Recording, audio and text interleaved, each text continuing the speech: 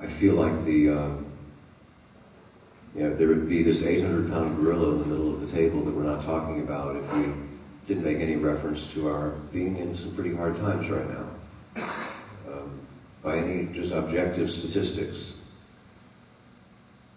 we seem to really shy away from actually just coming out and saying we're possibly the unhappiest nation in the world.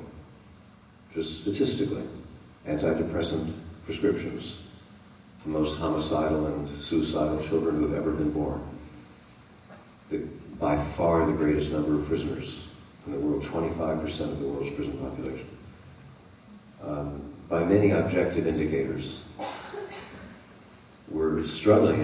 It's not bad to be struggling. It's not sinful or terrible or evil to be struggling, but we don't seem to want to acknowledge that we're struggling, that our culture is really struggling just to keep its head above water. And I just want to name that 800-pound gorilla. It's okay, I'm a student of world history because I've read all the Bibles of the world. And studying religious history is world history. And when you take a really long-range historical view, civilizations rise, and then what do?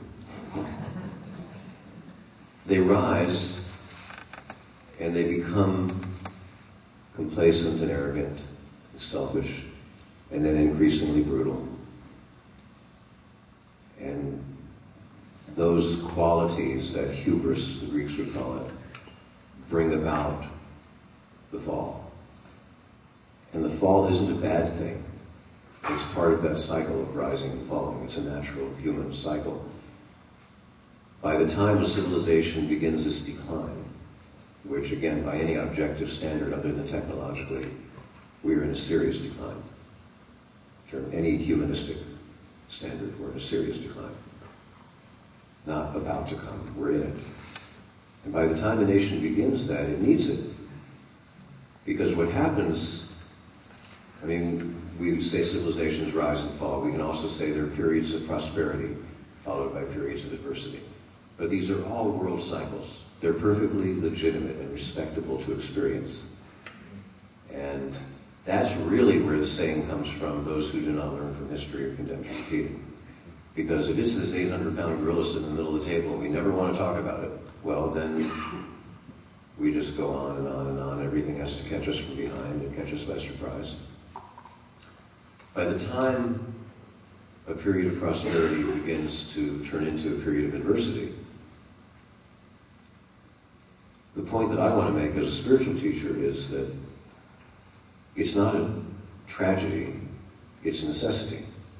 It's important because the period of prosperity, the rise of the civilization, instills some qualities in us, or makes us vulnerable to some qualities that, in terms of the mainstream population of a nation as great as ours, we become sort of incompetent in anything except the one specialized thing that we do for a lot of money.